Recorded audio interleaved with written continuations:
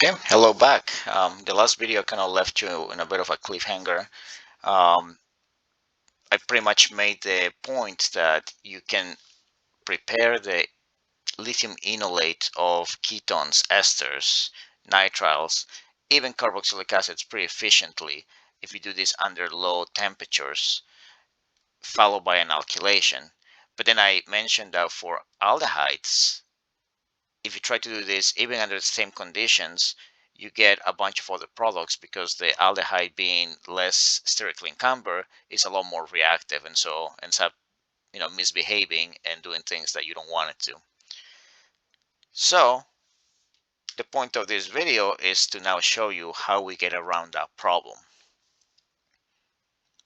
There's three ways that I'm going to show you specifically that solve the issue of the aldehyde not really forming a well-behaved enolate.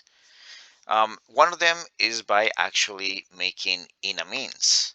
And you may remember that when we talk about aldehyde and ketone chemistry specifically, we talked about the fact that you can make an enamine when you mix either an aldehyde or a ketone with a secondary amine.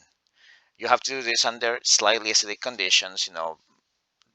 It said that if you hit not a pK, excuse me, but if you hit a pH of about 4, um, you have kind of like the best of both worlds. Like you have enough acid to carry out this reaction catalytically, but not enough of it that you are protonating all of the amine.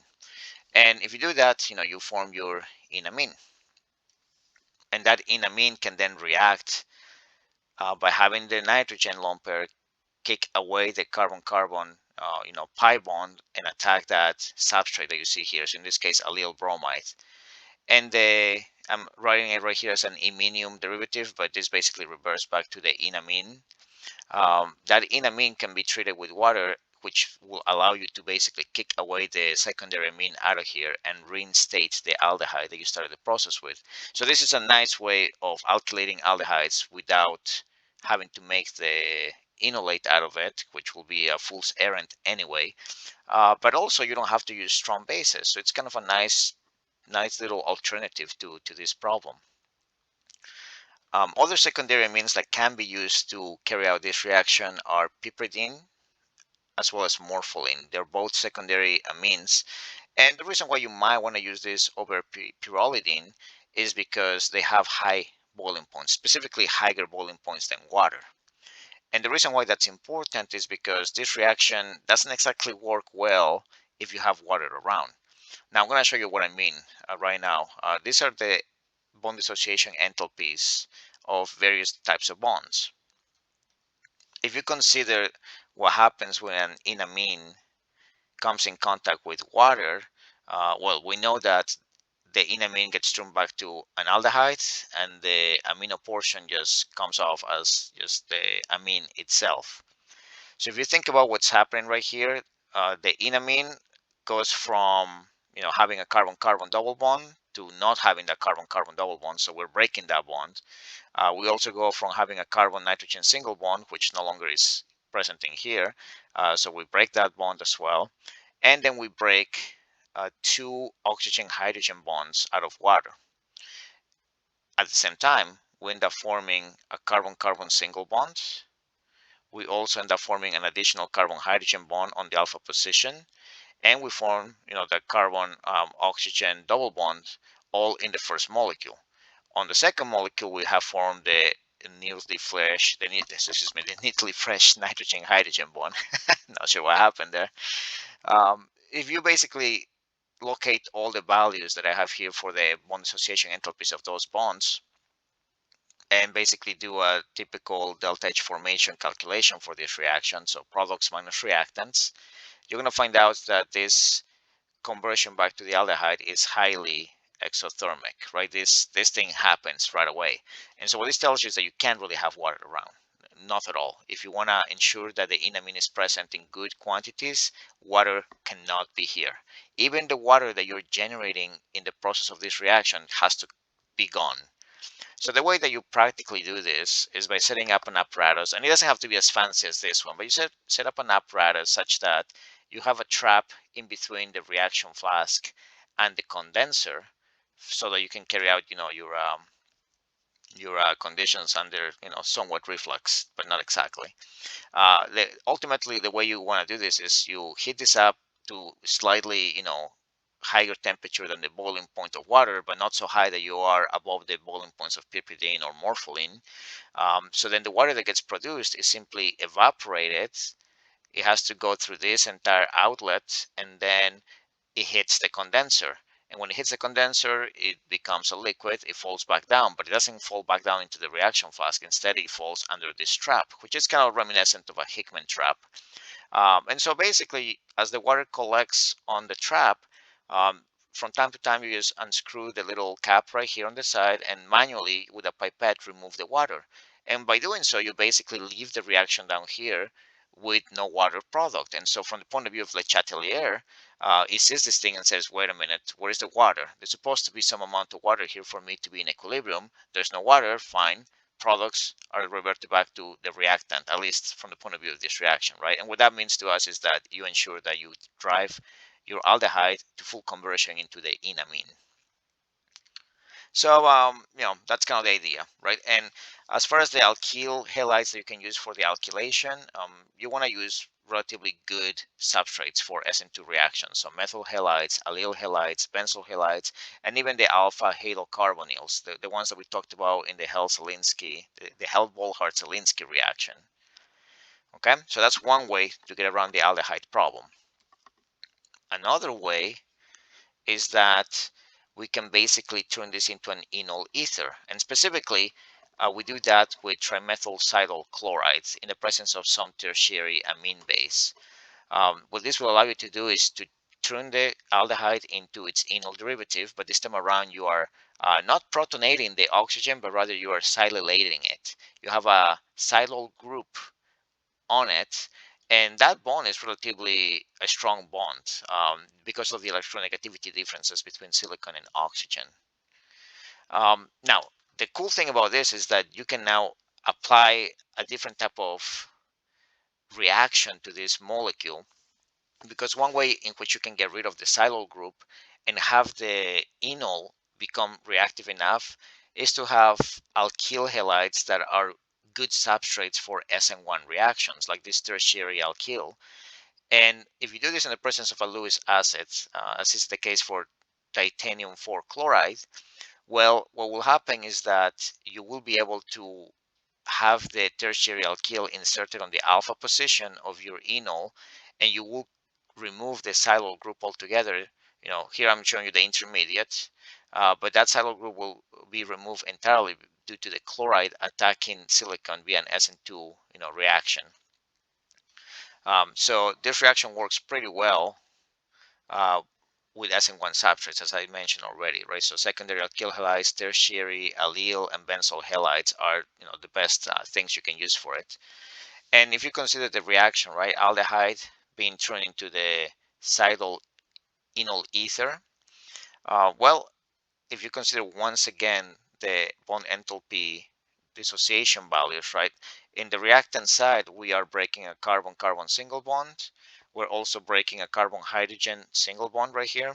We're breaking the carbon-oxygen double bond, and we're breaking that silicon-chlorine bond. At the same time, to form the products, we have now a freshly formed carbon-carbon double bond. We have a carbon-oxygen single bond. We have a silicon-oxygen single bond, and then we also have the hydrogen-Cl single bonds, right? So if you consider all of those bonds and bring in all the corresponding values and carry out the calculation, at first you might be kind of surprised to find out that this is an endothermic reaction, which wouldn't bode well for being an alternative to the problem of aldehydes. But then you have to remember that this reaction is not just carried out with trimethyl silyl chloride, but also with the presence of amine. And what the amine does is it reacts with the HCl that gets formed at the end of this reaction. It forms ammonium chloride derivatives, and that has an enthalpy of reaction of about negative 180 kilojoules per mole. So if you basically add these two reactions together to give you the overall process, you have 97 kilojoules minus 177 the overall enthalpy of this reaction ends up being -80 if you use that amine base. So this is actually, a reaction that goes exactly to completion. So it's really, really nice. And once you have that Silyl enol ether, you can carry out this SN1 pseudo reaction. All right, so just to pretty much give you the idea of how this works out, right? The aldehyde attacks the silicon, kicking away the chloro group and getting silylated in that fashion.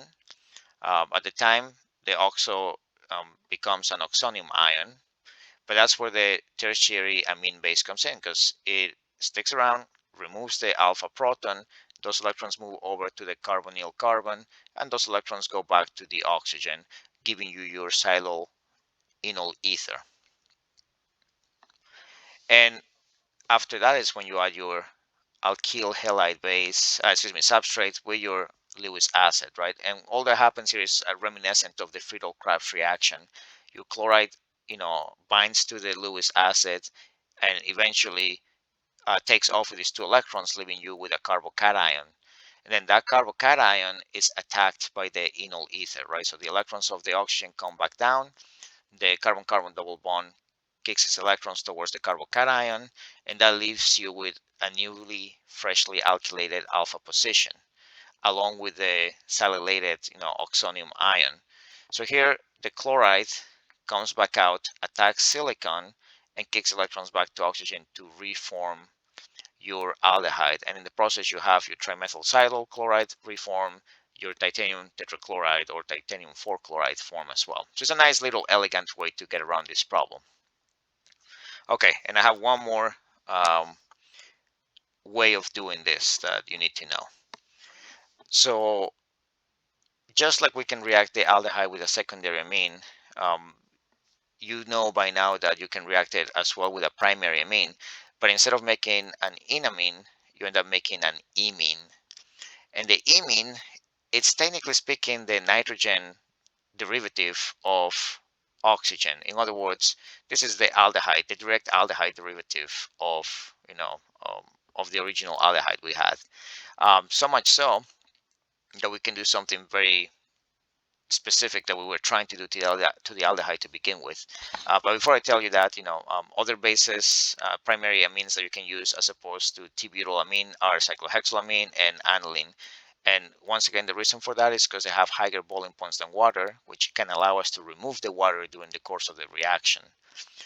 Much like the enamine reaction, if you consider the presence of water in there, right, and you look at the bonds, right, breaking that carbon-nitrogen double bond, that 2 oxygen-hydrogen bonds over here, forming your carbon-oxygen double bond and your your nitrogen-hydrogen bonds for the products.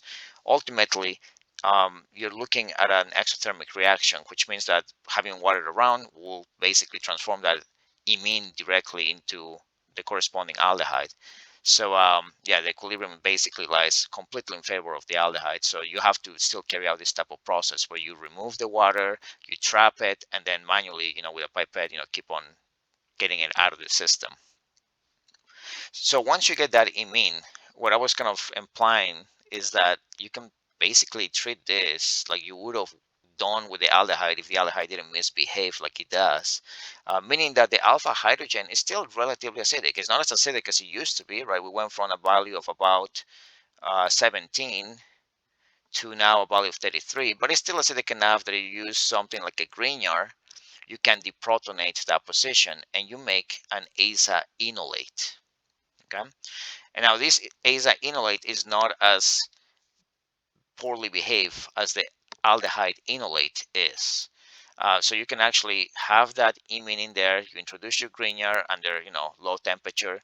You make your Azaenolate. In the process, if you use methyl Grignard, you have a methane just expelling out from the reaction.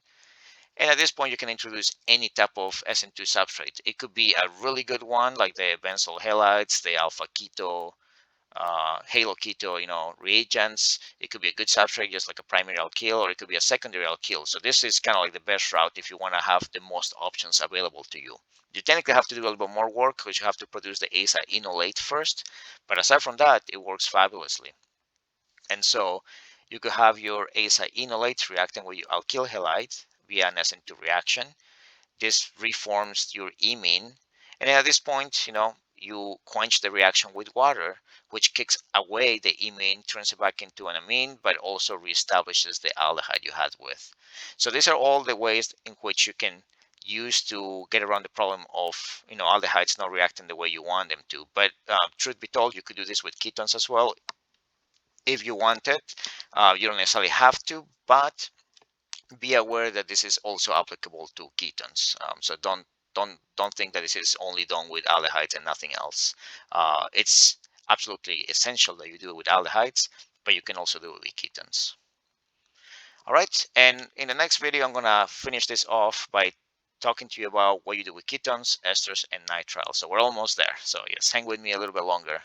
I promise it'll be done soon. Okay, see you in the next video. Bye bye.